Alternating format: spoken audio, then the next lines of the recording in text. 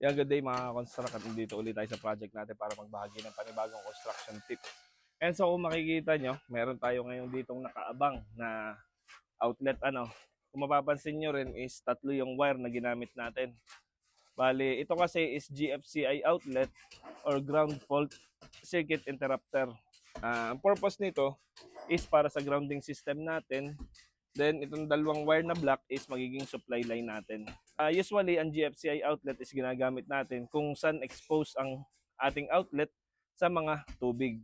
For example, is yung ating outdoor outlets, yung mga nasa laundry area, yung mga nasa toilet and bath para sa ating water heater, and pati na rin sa other purposes where water is present. Ayan.